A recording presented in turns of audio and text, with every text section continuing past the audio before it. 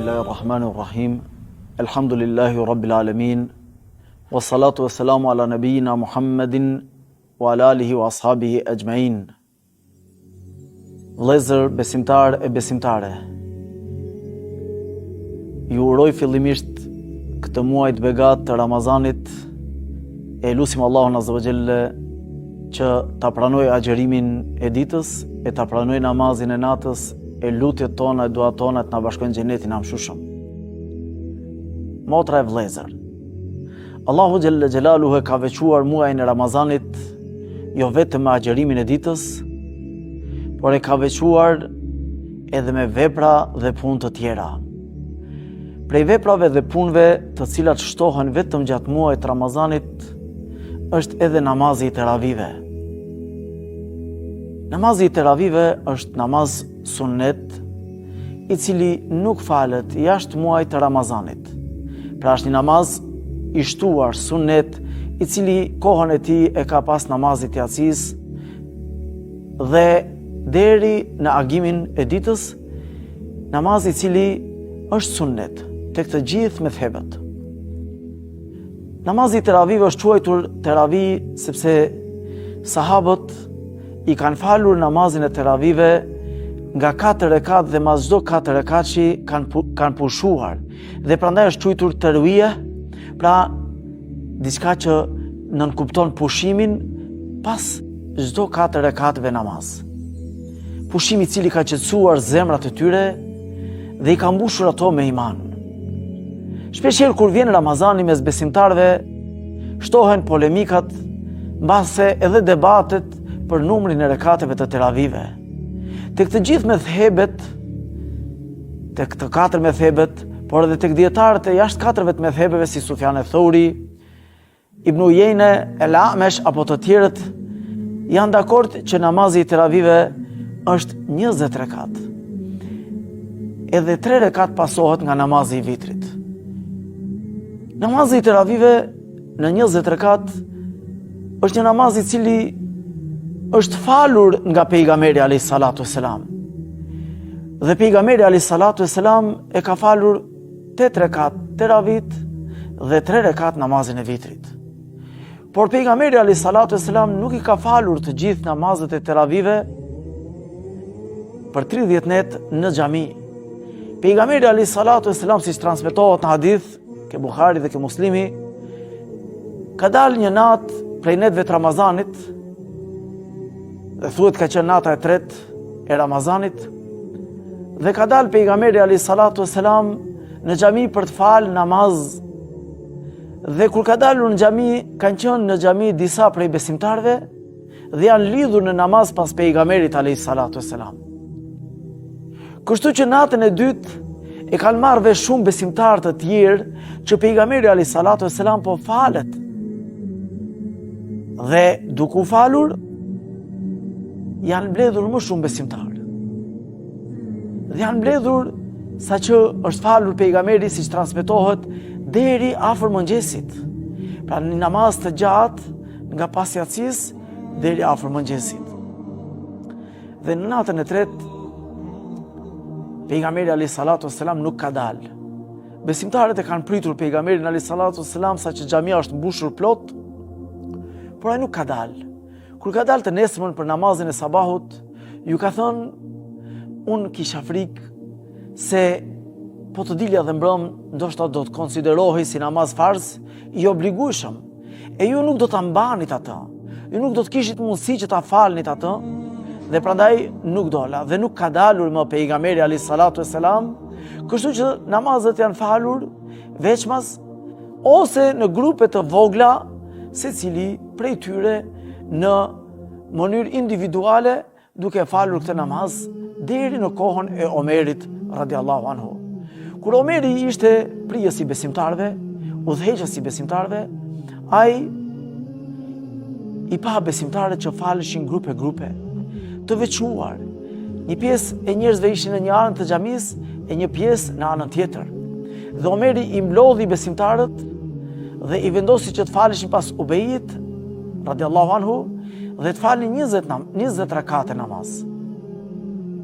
Dhe kështu vazhduan gjatë kohës së Omerit.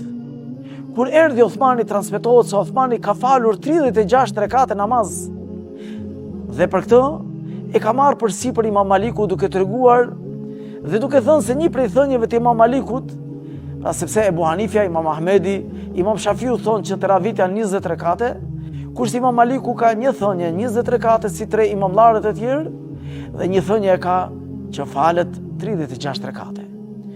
Ndërsa kur erdhi Aliu radiallahu anhu khalife, vendosi përsëri që të faleshin 20 rekate namaz dhe madje një natë kur shkojnë në xhami, transmetohet se Aliu radiallahu anhu arda ka thënë, thot Allahu ja bëv dritë varrin Omerit, ashtu siç i bëri dritë xhamit tona duke u ndriçuar me namazin e teravive. Ky namaz i teravive ka një rëndësi të veçantë, i cili të ndiqet suneti i pejgamberit alayhi salatu wassalam dhe suneti i khulefave rashidin, siç thot pejgamberi alayhi salatu wassalam në hadith, që thot aleikum bi sunnati wa sunnati al-khulafai ar-rashidin al-mahdin min ba'di.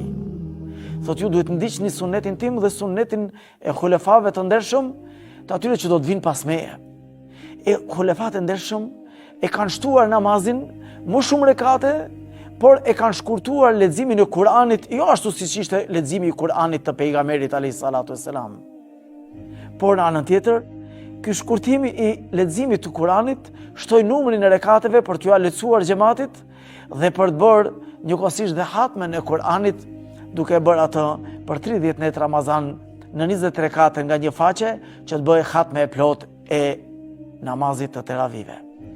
Por Imam Ahmedi, siç transmeton Ibn Kudame el Magdesi në Mughni, thot se Imam Ahmedi e ka preferuar që të falet me imamin. Madje thot Ibn Kudame, thot kjo është edhe ixhmai i sahabëve radiallahu anhum arda, pra mendimi unanim i tyre.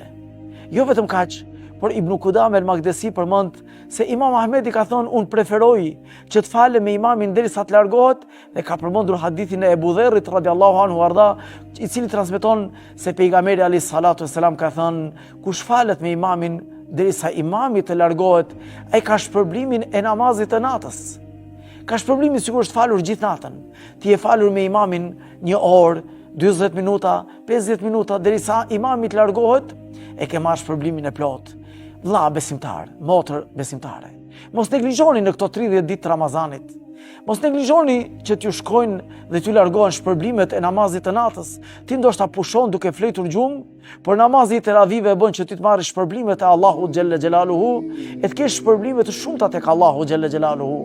Dhe për këtë ishte interesi dhe kujdesi i pejgamberit alayhi salatu wassalam, i cili gjithmonë namazin e natës e ka falur në shtëpi, por gjatë muajit Ramazanit doli në xhami për t'i mësuar besimtarët që të faleshin dhe doli dhe i fali disa net prej neteve të Ramazanit me qëllim që besimtarët ta ndjeknin rrugën e tij dhe kjo tregon interesin dhe shpërblimin e madh që Allahu jep për ata të cilët falen gjatë Ramazanit. Madje vetë profeti Muhammed alayhi salatu wassalam ka theksuar në hadith i cili thot men qama ramadana imanan wa ihtisaban ghufira lahu ma taqaddama min dhanbi. Ai cili e fal Ramazanin, ai cili fal gjatë Ramazanit me iman të sinqert, duke e llogaritur shpërblimin tek i madhi Allah, ati do t'i falen gabimet që kanë kaluar që të gjitha. E dietarët në shpjegimin e këtij hadithi, Imam Nawawiu e dietarët të tjerë si Ibn Hajar el-Asqalani e kanë përmendur se ky hadith flet për namazin e teravive gjatë muajit Ramazanit. Pra namazi i teravive i cili ka shpërblime të shumta, është ai namazi i cili është gjatë muajit Ramazanit e Allahu xhelle xhelalu e ka bërë që këto shpërblime të jenë të shumëfishta, që besimtarit t'i shkruhen shpërblimet dhe sevapet, që ai të fitojë kënaqësinë e Allahut në këto 30 ditë të Ramazanit, jo vetëm me agjerimin e tij, por edhe me namazin e tij, por edhe me lutjet e tija, por edhe me sadakan e tij e me çdo vepër me cilën e afron atë ka Allahu xhelle xhelaluhu. Prandaj vëllezër besimtar, motër besimtare, mos e bëjmë Ramazanin muaj të debatit, por muaj të adhurimit, muaj të ibadetit, muaj të namazit, muaj të lutjes, muaj të tolerancës, muaj të faljes. Allahu na i falt gabimet e gjunajt tona. Allahu na bëft prej banorëve të xhenetit e Ramazan të pranueshëm. E inshallah Allahu na shkruan neve prej atyre që na bën prej banorëve të xhenetit të amshueshëm. Assalamu alaikum wa rahmatullahi wa barakatuh. Allahu.